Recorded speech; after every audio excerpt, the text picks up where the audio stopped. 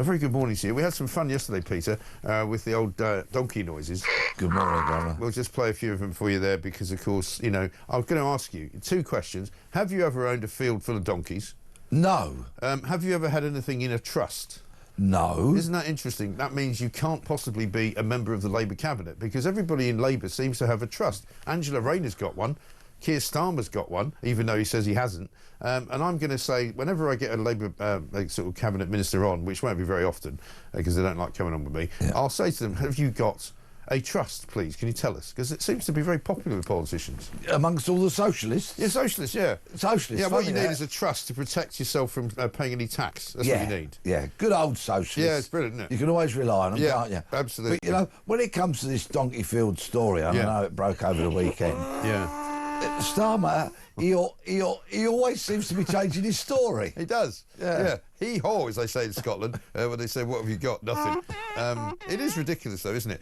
Here's a guy, because depending on who you talk to, he puts 20,000 quid. He said, well, very much money. Nothing at all, really. Nah, Back then in 1996, 20,000 quid was more than the national wage, right? Yeah. People's average wage was about 15. So he's got plenty of money locking around because of his job as a lawyer. He buys this field, 7 acres, huge, big field that. Puts 4 donkeys in it, he says, so that his mum and dad can go and look at them and stroke them from time to time.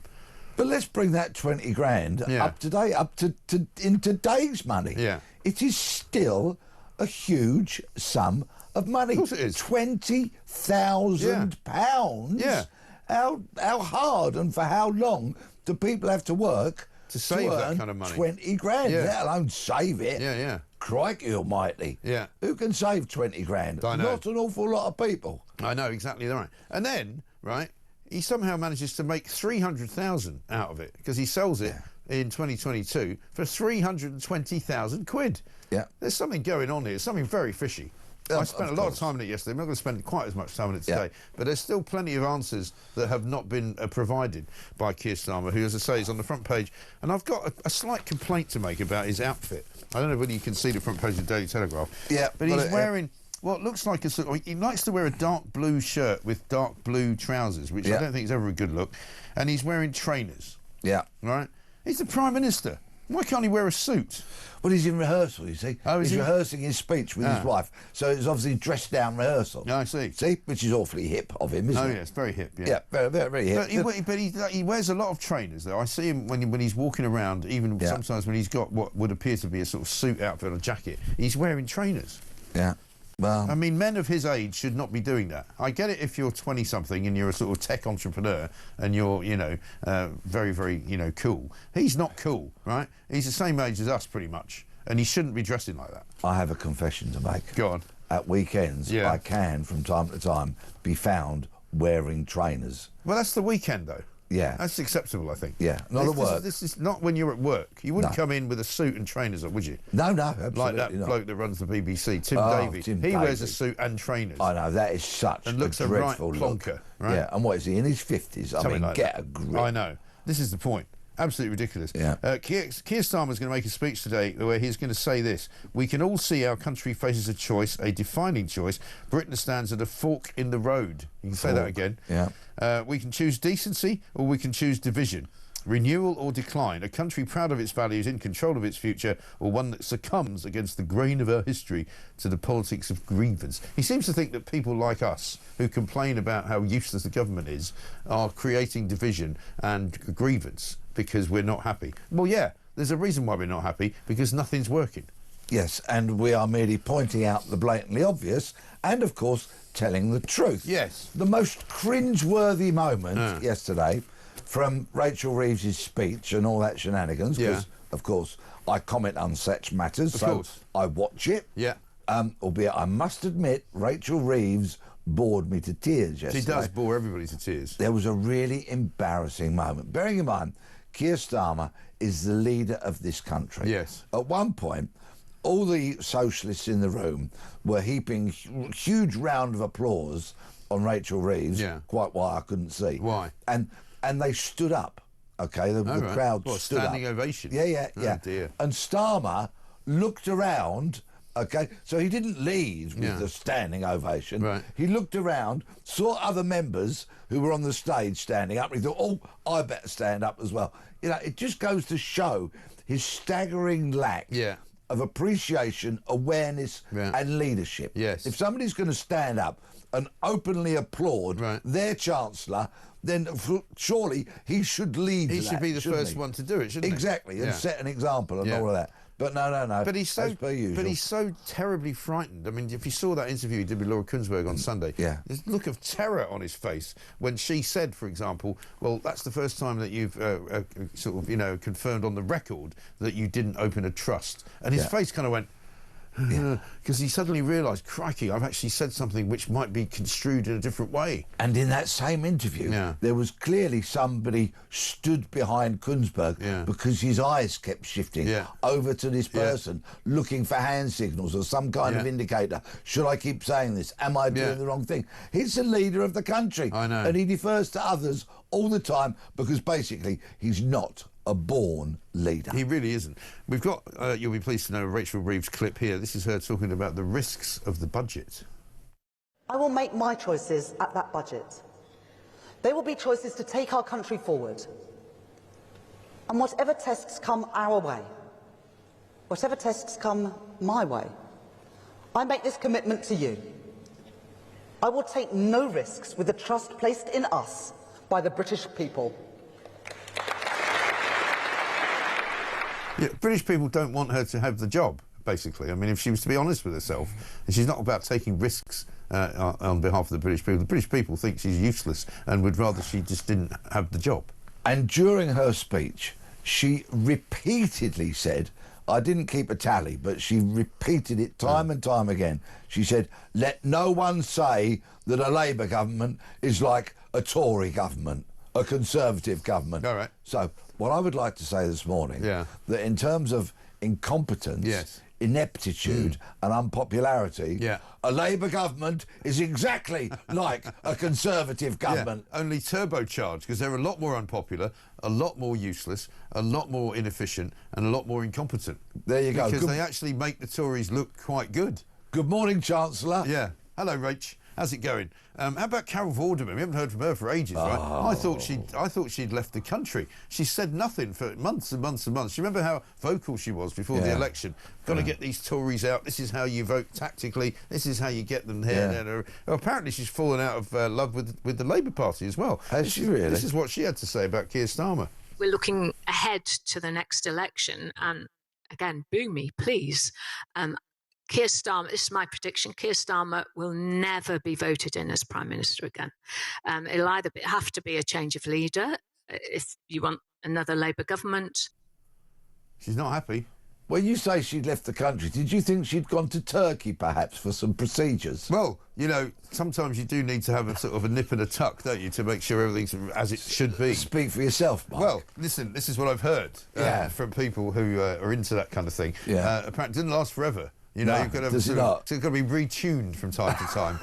I believe, you know. But it's good to see her back on the scene. I've missed Carol. What an utter irrelevance I know, she is. I know. mean, who invited her to talk there? I mean, really. There'll be some useless podcast that nobody listens to. Yeah. You know. Let's get Carol Vorderman on. Deary me. Meanwhile, of course, the raging row that's going on and will be continuing to go on today is about racism, because, of course, one of the things that Starmer came out with on Sunday was that he managed to upset many people in Reform, but also in his own party, who think he's made a really massive blunder by saying that he thinks that Nigel Farage's policy on immigration is racist. But Nigel Farage isn't racist, and Reform voters are not racist, but even his own party are going, this is complete nonsense, you idiot. Yeah, and on this very subject, I'm going to defer to the nation's Home Secretary, Shabana Mahmood, appointed, of course, by Keir Starmer, Prime Minister, on this very note. In her speech yesterday, she was saying that Britons are being pushed towards more extreme politics. Okay, that's what she said. And she went on to say people are being pushed towards having more extreme views because they feel the country is spinning out of control. Actually, Shabana, it's not because we feel the country is spinning out of control. It's because the country is spinning out of control. And if you'd like any evidence to back that up, very recent evidence, over Saturday and Sunday, brace yourselves everybody, 1,298 illegal migrants entered the UK on 19 boats. That was Saturday and Sunday when the wind didn't blow. Right. So there you have it, Shabana Mahmood. The country is spinning out of control. And those 1,200 odd people will now be ensconced in hotels, no doubt, up and down the country, having the life of Riley, eating nicely, you know, drinking whatever they want, and wandering about freely as if they owned a place. Fed and clothed by you, me, and the audience. And can you tell me, if you know, how many people went back the other way to France during that same weekend? Let me have a look as I rumble through government figures. Let's have a look. Yeah. I've got the clicker ready. Yes. Got the clicker. Yeah. Don't think we need it. Oh. I don't think we need it. Oh, no. No. Because I've got this vision of this guy standing at Heathrow with a clicker, you know. Yeah. And he's standing there for a few days. Yeah. Click. 1. Yeah. And then a couple more days go by, click. 2. What a job, eh? What a job, just sit there all day long. He's got up to 6 now. They've got 6 out, right? Goodness me. In 2 weeks, 2.5 weeks, click. So we could say, actually, then, over the weekend, it was only a net 1,292. Yes, I'm afraid so. And now, the super dinghy, let's not forget the super dinghy. Yes, one of the boats had 125 on it, which is the biggest number ever. Yeah. They're going for the old Guinness Book of World Records here. Get the McWhirters on the phone. Yeah, indeed. Ross and Norris. Yeah, we managed to get 125 of the scumbags on a boat. Yeah, Roy Castle. Record breakers. Rest his soul. But listen, how about this? Rattled Prime Minister to renew attack on Farage as racism row splits the party. Here's Shabana Mahmood talking about the Unite the Kingdom rally. On the 13th of September, 150,000 people marched through London. They did so under the banner of a convicted criminal and a former BNP member. While not everyone was violent, some were. 26 police officers were injured as they tried to keep the peace. And while not everyone chanted racist slogans, some did. Clear that in their view of this country, I have no place. Yeah, so I think I'm right in saying 25 people were arrested at the that rally, which she's regarding as, you know, criminal, basically. Yeah. And I'm told that not all of those who were arrested were actually on the side of the so-called far right. Yes, indeed. Some of them were, in fact, from the other side of the far left, right? Antifa antagonists. Exactly right. She's never made a speech about Notting Hill Carnival, as far as I remember. I can help the Home Secretary with a rewrite of that speech, should she need it. Yeah. On that day, a tiny percentage of idiots broke the law and assaulted police. Yeah. A tiny percentage, and in any event, far, far less in terms of numbers were arrested than, say, for example, at the recent pro-Palestine action protests, when on one occasion 500 were arrested, and on the latter occasion 900 were arrested, together with a number who assaulted police officers. Not all of them assaulted police officers, but a hell of a lot of them did. Yes. Not all of them were arrested, but a hell of a lot more of them were arrested than there were at the Unite the Kingdom rally. And in Notting Hill at the Carnival, I seem to remember, it was about 523 arrests, all sorts of sexual assaults. Luckily, nobody was killed. There was a couple of stabbings, and many police officers were injured. I mean, they just have this ludicrous idea of complete and utter, you know, untruths that they speak. And I have spoken to a number of people that went to the march, which Mahmood was so disparaging about, and everyone that I've spoken to said it was a peaceful, joyous, wonderful outpouring I've had the same. of pride in our nation. I've had the same. And an awful lot of people that I know well who went on that march, who are completely and utterly what you might describe as run-of-the-mill, straight down the middle, honest-to-goodness, hard-working British people who are not in any way even particularly right-wing. They just want to get their country back, and they want to stop being told that they can't wave a Union Jack whenever they want to. Yes, and I'm sure they were all hugely, hugely irritated, and I make no apology for repeating it, that on Saturday and Sunday of this weekend just gone, 1,298 illegal migrants entered the UK on 19 dinghies. And we're now paying for them to live here.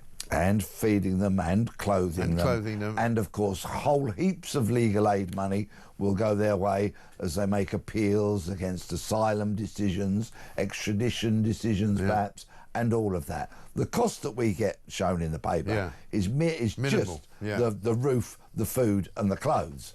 The other costs are off the scale. Yeah. Of course, and not to mention being ferried around in taxis hundreds of miles to see a doctor. Exactly. In case they've got something wrong with them. Yeah. How about this, though? This will wind you up. From Gaz. He said, Mike, I went out on my small inflatable boat near Windermere at the weekend. I got told off and fined 20 quid because it wasn't registered. We're patrolling inland water better than our coastal borders. What on earth is that all about? I mean, why really? Why are you fining people for going on Lake Windermere? So you have a recreational dinghy on which you want to go out at the weekend to have a bit of fun, having worked hard all week, earned your money, paid your taxes, and you get 20 quid because your dinghy is not registered, so you get a fine. Right. And there's nobody on it from Afghanistan or Eritrea or, you know, Sudan. Yeah. Imagine if you had some Sudanese on there, you'd probably get away with it. Well, if he sails it into Dover, it'd be put up in a 4-star hotel instead of fined 20 quid. Yeah. Unbelievable. Jane says, morning, Mike and Peter. When is Keir Stonky going to tell the truth about making our country great again? Do one, pal, on your donkey. That's almost like a poem.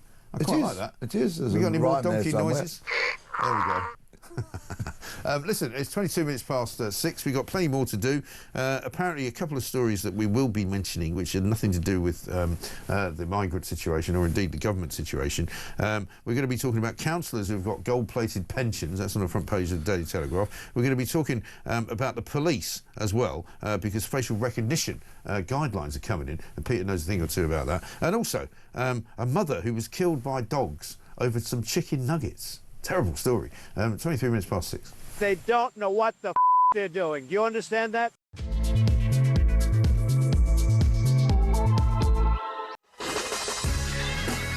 Welcome back to Morning Glory. Coming up a little bit later on in this hour, we'll talk about the announcement, the big announcement yesterday in the White House, where Donald Trump was hosting Benjamin Netanyahu, and he's basically come up with a plan to save Gaza, which involves getting rid of Hamas and installing, believe it or not, Tony Blair as the interim sort of leader, along with his own good self. So we'll talk about that in a moment. First of all, though, Peter Bleksley's here with me. You've got a story on page 2 of the Times, Peter, that you want to mention, which is all about the police and facial recognition. Yes, and this technology has attracted a lot of controversy in recent years. Civil liberties groups are always up in arms about it, but in essence, it's a very, very useful tool for the police. Yeah. Really useful. Because there are thousands of people in this country, unfortunately, who are wanted. Right. Wanted for very serious crimes. Wanted for not appearing at court. Right. Wanted for not complying with terms of their release from prison and such like. Yeah. Lots of very dangerous people out there that shouldn't be on the streets and should be behind bars. Right. And in an effort to try and put these people behind bars, two police services, the Metropolitan Police and South Wales Police, have really pushed forward the use of facial recognition technology. And they've had to do it under their own steam because parliamentarians have never issued any guidelines or passed any laws about it. So I actually support and praise the police for having done this. They haven't waited for Parliament, they've got on and done it. And it's been very successful. The Met have deployed it in Croydon, for example, with a lot of success. Hundreds of wanted people being taken off the street, rapists and the such like. Really, they did it in Notting Hill as well, didn't they? They arrested a load of them before the carnival actually got going. Scooped up a few. South Wales Police have deployed them at large-scale events, for example, and they've had considerable success. And the reason they need to do it is because when somebody becomes wanted, it's not like the police have got the resources to form a squad and then go and hunt that person down. They don't have the resources to do that on a huge scale. So there's thousands of these wanted people out there. So I say, so far, so good. And the technology has improved. There used to be some complications with people of colour in the past. The technology's galloped forward and ironed out virtually all those done for deploying it. Yesterday, Sarah Jones, the recently appointed policing minister, because the previous one, Dame Diana Johnson, got slung out of that job. Right. Sarah Jones yesterday told the Labour Party conference that they are going to create guidelines for the use of it. My fear is that this socialist government will inherently be against the technology. I think their real ideological standpoint will be that they're against it, and that these guidelines they're going to create might actually stifle the use of it and therefore strangle the police's ability to scoop up these wanted people. We'll have to wait and see, but Sarah Jones made it clear at a conference yesterday the guidelines are coming down the line. And do you think it's because they sort of are in hock to some of these civil liberties charities who basically say, should the police be spying on the public? Well, no, they're not spying on the public, are they, if they're arresting people who are wanted? No, and that spying on the public nonsense is exactly that. It's nonsense. If the facial recognition camera captures your image and you are not on the wanted database, it does not retain your image, and your image is deleted as quickly as that. Right? In shorter time than it says to take the word no or delete or get rid. It's gone. I mean, I suppose there will be people in the current climate who watch the police doing some of the things that they've been doing at marches and behaving in a way which they shouldn't be. They might say, well, do we really want the police to have this kind of power? How do we know they're not going to go, you're nicked, Sonny, because we've got your facial recognition? It's just because they don't like what you're doing. No, well, that's not how it's set up. That's not how the technology is set up. And as you know, there is no more fervent critic of the police than me when they get it wrong, and they get it wrong repeatedly. And policing is in crisis, and it really needs to be gripped and sorted out. But in this regard, I like to give credit where it's due. They've done well. I just hope now the politicians are involved, they don't start mucking it all up. Yeah, I know, because they do have a tendency to do that, don't they? Let's a voice note from Mark about the Unite March. Yeah, good morning. It's Mark in Lancashire. Very interesting to hear Shabana Mahmood trying to paint the Unite the Kingdom rally as some type of violent far-right protest when there were only actually 23 arrests from up to 1 million people. Now, on the other hand, with great irony, straight outside the conference there at Liverpool on Sunday, the 28th of September, 66 people were arrested, far left people on her side for supporting the far left proscribed terrorist group Palestine Action. So 66 is nearly 3 times more than 23. But she's not talking about that, is she? Neither are the newspapers and the media, really. So that tells us all we need to know. Nearly 3 times more arrests at the Labour Party conference than there were at the United Kingdom rally. But we're the bad people. I know, absolutely shocking. I tell you what, people are getting pretty wound up about this. Katie says, this morning, Mike, I'm so furious after you just showed that clip of Mahmood. How dare she brand the millions of hard-working, tax-paying Brits from all cultures that were at the Unite the Kingdom march as following a criminal and basically thugs. Labour is so out of touch. She has just offended millions of us, and that is far more than just the millions at the march. Sorry for the rant. I didn't realise I could be so angry this early in the morning. Well, welcome to Morning Glory. You can be this angry this early in the morning. And another one from Woz, who says, has Mrs Mahmood been using Rachel from Accounts calculator? 150,000 at the Unite rally, just watching that drone footage. And even though I'm not an economist, I can see there are 10 times that amount. Great show. I mean, certainly there's an awful lot more than 150,000. There's no question about that. I don't know about 1.5 million. But you know, again, constantly the left and the government are trying to demonise the people that went on that march. And as you say, and as I know, it was not like that at all. But what's been really interesting for me over the last couple of days is to watch Starmer squirming and other members of his cabinet when they're questioned about, are reform followers racist? Yes.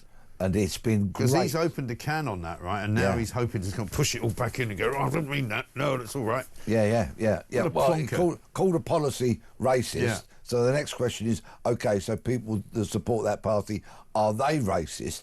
And, of course, it's been the last kind of weapon that the lunatic left have been able to use in recent times about anybody that challenges them on migration, on any kind of aspect around people coming into this country and taking the mickey. Yeah. The only argument they've had, and of course it's hollow, it's pathetic, and it doesn't stick anymore, is to go, you're a racist. Yeah.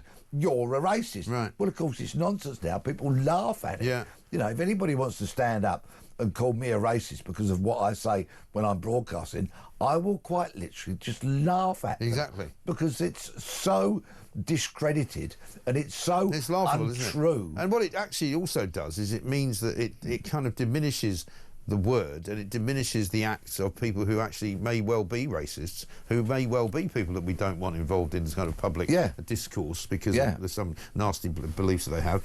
But it means nothing after a while. I mean, there was a meme going around yesterday where somebody said new definition of a racist, basically anyone that disagrees with Labour. There you go. You know, that's more like what it is, you know. Yeah. I think we've got another voice note here from James on ID cards. Good morning, Mike. Just regarding donkeys. Now, why is this guy still in charge, Mike? He should be long gone now. Scandal after scandal. And just regarding this ID card situation, I will not be having an ID card. I will not be having one, Mike. Reason being, I will not be... why should ordinary Brits suffer once again? Normal, ordinary, hard-working taxpayers suffer because they're incompetence. No chance. Starmer, you can stick the ID card straight up your... Anyway, Mike, enjoy the rest of your day. Brilliant. James, thank you very much indeed for that. Gives a bit of a laugh first thing in the morning. I mean, there's a lot of that. You know, you stick it where the sun don't shine, all of that. You know, get on your bike or your donkey, as it may well be. Nobody knows what happened to the donkeys. That's the other thing. I mean, I don't know how long donkeys live, but I guess like horses, they can live to be 20, 30 years old, something like that. He claims that he got the donkeys in 1996. He sold the field in 2022, right? By my reckoning, that's 26 years. Yeah. Now, if he got the donkeys when they were infants, they're pretty old by the time he's gone. What did he do with them? Did he sell them? The last person I would ask about these donkeys and what happened to them would be Keir Starmer, because I wouldn't believe anything he told me. Yeah. So I don't think we're going to get truthful, accurate, prompt answers on those questions from him. But with regards to what James said, and I completely agree that I think Starmer is manifestly unfit to run this country. Yeah. But imagine if this appalling government and the Labour Party and all the lefty lunatics oust him. Yeah. Imagine if they get rid of him. Then who next? Yeah, well, I mean, it certainly won't be Andy Burnham because he's not an MP. One, he's not an MP, and also he's also useless, right? But if you look at what actually was said about the poll yesterday, it's incredible because nobody actually wants Starmer to be in charge of the party anymore. I don't think I've ever seen a more unpopular Prime Minister in his own party, right? Andy Burnham basically has now come out and said that he endorses Keir Starmer to stay on as Prime Minister, despite the fact that if there was a vote held yesterday, basically more and more people would say, actually, we'd rather have Andy Burnham than Keir Starmer. Yeah, I think it was something like 29% or something. 29% versus 63 or 60 something like odd for Burnham, which is remarkable. But you might remember Andy Burnham when he was in the shadow cabinet. I do. And you might remember him when he was in Blair's cabinet. I do. And he wasn't particularly brilliant, was he? No, but he's not an MP, so if there is such rampant discontent, and I think we'll see more of this if we have local council elections next May, and Labour get absolutely trounced. Yes. We'll see the discontent grow. Because what we need to remember is that so many of these backbench MPs, backbench Labour MPs, who are now on 91 grand a year, couldn't earn anything like that out in the real world. This is their one opportunity to earn big bucks while they're MPs. Yeah. They will earn a fraction of that outside of Parliament. And buy a second house, maybe. Because they're incompetent and they're useless. Exactly. And they're radical lunatics. You wouldn't give them a job running a car park. No, of course not. Absolutely not. Absolutely not. Ridiculous. And because they spout all this stuff about progressiveness and privilege, and they're just so envious of anybody who's worked hard and done well and paid their mortgage off and got a few quid in the bank. You know, and of course, it's Rachel Reeves who will be coming after exactly those kind of people, which includes me. Yeah. We'll be right in her sights. at this budget. Yeah. You got private healthcare, we're going to slam VAT on it. You got a pension, we're going to take some money out of that. Yeah. If you've got any kind of property whatsoever, we're going to milk that for you as well. Yeah. And if you want to pass any of it on to your kids, sorry, we're going to take 40% of that. Thank you very much indeed. Inheritance tax, all of that kind of stuff. Although, of course, Keir Starmer, the turkey and donkey farmer, doesn't actually pay inheritance tax because he likes to put things in a trust. Maybe that's what you should do. You know, get yourself a good accountant and hide it from the tax man, even though he says that's the wrong thing to do. I think we should stop mentioning Keir Starmer and trust in the same sentence. You're probably right. Because they don't necessarily go together in the context that I use the word trust. Yes. As opposed to using it as a potential tax evasion kind of vehicle. Yes. Yeah, I don't think Starmer and trust really are two words that go together very well. Probably in any context, actually. I think that's probably right. Coming up, we're going to have more from Peter Bleksley, but first we're going to talk to Dan Feferman as well about Donald Trump's plan for Gaza. Coming next.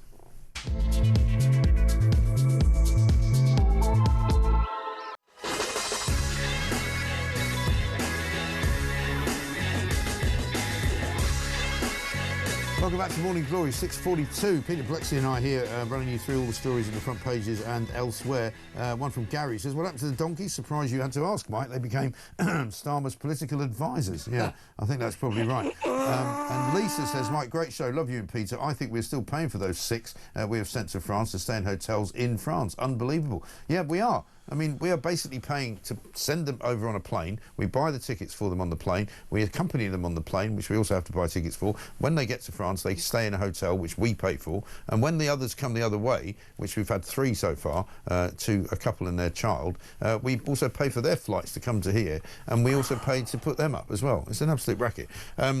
However, before we do anything else, let's talk about Donald Trump. Here he is talking about a peace deal for the Middle East. So today is a historic day for peace, and Prime Minister Netanyahu and I have just concluded an important meeting on many vital issues, including Iran, trade, the expansion of the Abraham Accords, and most importantly, we discussed how to end the war in Gaza, but it's just a part of the bigger picture, which is peace in the Middle East. And let's call it eternal peace in the Middle East. Let's call it eternal peace in the Middle East, but will it be actual eternal peace or any kind of peace? Let's talk now to Dan Feferman, Middle East Affairs Analyst and former IDF Major. Dan, very good morning to you. Yeah, good morning. I mean, this came sort of out of the blue yesterday, didn't it? I mean, we saw a story yesterday morning that Tony Blair was sniffing around, possibly being put in charge of a new peaceful Gaza. What's the reaction been over there? I think the actual wording of the press conference and the kind of language Trump was using, I would say, did come out of the blue. But the buildup was something that we've been paying attention to for the better part of a week. Yeah. The Trump administration has been hinting increasingly loudly to Israel over the last months, certainly over the last weeks, that it wants this war to wind down, that it's not seeing a real benefit from the latest Israeli incursion, which was meant really just to amp up the pressure on Hamas to accept the terms, the surrender terms that any vanquished foe in a conflict should accept. I think we should pay attention less to Trump's words of some kind of historic peace, a new Middle East, etc. And you should look at his tone. And the tone is much more sober. It's much more somber. And what we have here essentially is, I mean, the language is fine. The points of the agreement, the 21-point Trump plan that came out a few days ago, are solid and sound. And I think they should have been pushed out by the White House 2 years ago, or almost 2 years ago, right after the October 7th attack. The big problem we have here, Mike, is that Hamas hasn't accepted this yet. Right. And it's going to be very, very hard for myself or other Middle East watchers to see a scenario in which a fanatical jihadist entity, which is Hamas, accept an agreement that includes its own disarmament and banishment from Gaza and from power. And that's going to be really the crux here is, will Hamas agree to this? And then how do you implement?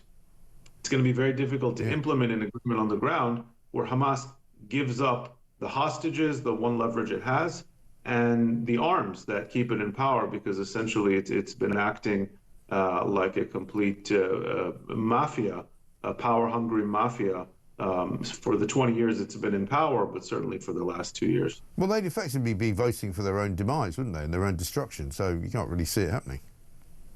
Exactly, and so the question is, and the only way that I can see this playing through is if enough, and this is what I've been saying, I've said this on your show, I've said this on others, if the international community led by the United States and the main European players would have pressured Hamas from day one and made it clear that Hamas has absolutely no lifeline, no future in Gaza and Palestinian politics, we might have been able to reach this conclusion well over a year ago. The problem is that every time Hamas instigated a very devious PR campaign and everyone decided to pressure Israel rather than to pressure the party that instigated this entire war and the one who refuses to end it. So the only reason Hamas accepts this kind of plan is if it feels it has absolutely no choice, and if this is a live to fight another day moment for it, that it will try to regroup, it will try to rebuild, it will try to rearm, and it will try to launch more attacks. It has zero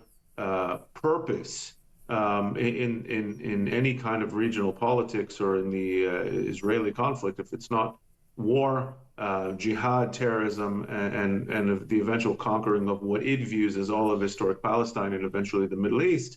If it doesn't feel that it can do that, then it's not going to accept this plan. And this would be just a short-term tactical plan on its end. The big question will be the implementation. Can you actually force Hamas to give up its arms and be able to declare a victory over it, because that's what's really important. Absolutely. Dan, thanks very much indeed. Dan Feferman there, talking to us from Tel Aviv. He's, of course, Middle East Affairs analyst. I mean, it's hard to imagine Hamas going along with this, really, isn't it, Peter? I concur with every single word that Mr. Feferman just said. Yeah. Because I do not see this murderous terrorist death cult saying, OK, here's our weapons, we choose peace, we're going to comply. Right. I just don't see it. No. The sole reason they exist is to try and wipe Israel off the face of the planet. Yeah. So why on earth would they accept this plan? And also, you might say, having got the ridiculous backing of people like Keir Starmer and Emmanuel Macron and Mark Carney and other countries that have recognised Palestine as a state, effectively recognising Hamas as the government of that state, why would they stop now? All those weak, pathetic leaders Shocking. that have appeased a terrorist death cult. Yeah. Absolutely shameful. Starmer's worst politicking, I was going to say ever, but there's so many up there. Yeah. Just absolutely abysmal. And such a deep insult to every Israeli, and how to reward terrorism in one easy lesson. Absolutely appalling. No, and I think that when Mr. Feferman picked up on what was a pretty sombre tone from Donald Trump yesterday, I think probably deep down he realises that this is not going to succeed, and therefore maybe they're trying to get their excuses in early for that moment when Hamas say, you've got to be kidding, which will allow the Israelis, they will see, to go for that final push to try and once and for all you say, well, you had your chance. Vanquish Hamas. Because sometimes in battle, in war, and we know this, our great nation knows this, America knows this, sometimes it is not sufficient to beat an opponent. You have to vanquish them. You have to absolutely wipe them out. And let's look at the Second World War, for example. The fanatical Japanese who were just never going to surrender. Some argue they were about to, but anyway, that's for historians to battle over. The reason that 2 nuclear bombs were dropped on Japan was because of that fanaticism that couldn't be defeated through conventional warfare means. They had to be vanquished. They had to be subjected to such an awful but very necessary attack in order for them to wake up, look at the fact that they could be completely wiped off the face of the earth, and therefore come to the negotiating table and unconditionally surrender. Hamas, I feel, are never going to do that. No, you're absolutely right. And that's exactly why we have the history that we have. And unfortunately, we have some people now who would like to rewrite that history and who talk incessantly about how, we didn't need to do that to Dresden, we shouldn't have done that to Japan. You know, these people, for me, are a complete waste of space, a complete waste of oxygen. You know, I'm not interested in hearing from them, you know, because they they basically try to explain away these death cult type people who just need to be, as you say, wiped off the face of the earth. And those who would rewrite history are actually a lot worse than what you say, may I suggest, because they are dangerous. They infiltrate the minds of the young and the impressionable, and they infiltrate the lunatic left of the Labour Party. Socialists like that will lap all of that kind of rewriting of history up. Just lap up that nonsense. And so we're the bad guys suddenly. Yeah, believe it to be true, and then push it forward as if it was some kind of legitimate version of history. They're a danger. The lunatic left are incessantly a danger. Socialists are a danger. They love spending other people's money.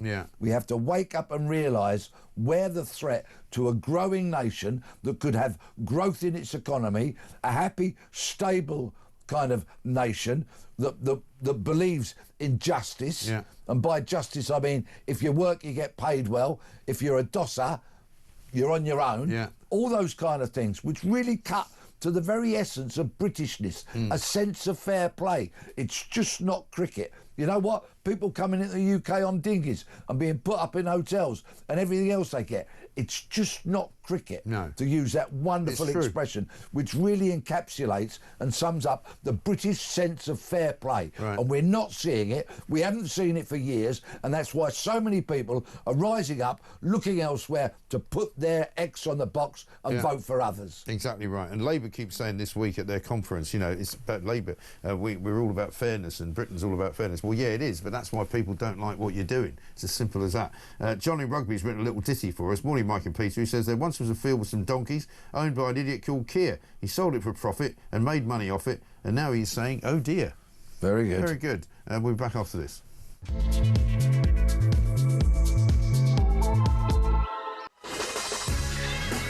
Welcome back to Morning Glory. It's coming up to very nearly 7 o'clock. We've got a few minutes left. Peter Bleksley and I here running through the stories in the front pages and elsewhere in the papers today. A couple of things to talk about. One is this plan to get the youth back to work. They announced it yesterday, didn't they? Rachel Reeves was going to talk about giving, you know, a youth guarantee to 18 to 21-year-olds. They'll all have a job if they want one, except, of course, if they're suffering from anxiety. Right, and let me talk about neurodivergency and young people.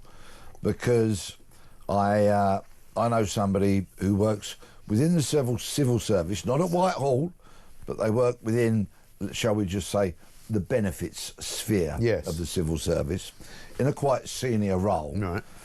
And they are bemoaning the fact that in an effort to get young people into work, they have accepted more and more neurodivergent candidates and people of colour, because they lower the bar for those candidates just to get them through the door and to get them into a job. What is happening now is when they employ 2 or more, which they are under pressure to do, neurodivergent young people, they come into the office, they kind of cling together, and what is happening is that their behaviour is worsening because they're feeding off each other.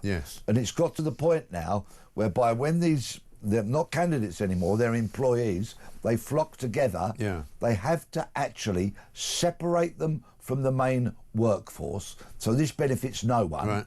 They put them in a room because their behaviour becomes more and more unacceptable, and they have to give them utterly menial tasks which invariably are not getting done. And yet there's nothing they can do about it. Managers can't go in and forcefully manage because they claim, I'm neurodivergent, off we go to a tribunal. And this source of mine said, it's an utter folly. I want young people to work. I don't want people sitting at home saying they're anxious and they're depressed and such like. I don't want that. I had mental health issues myself. It's a matter very close to my heart. But you know what? We really need to get a grip here. We really need to grasp this. Yes, young people into work. Yes, opportunity for young people. But if somebody's neurodivergency or their anxiety and depression makes them unsuitable for a role, don't shoehorn them into it just to tick a box. Find something that would be appropriate. Maybe something that is a manual job, for example, whereby repetition is actually something that's good for them. They know what they're doing. Because at the moment, this kind of this quota setting and this box That's never ticking good, is it? Is not doing anybody any favours. No, and it never does. Absolutely doesn't.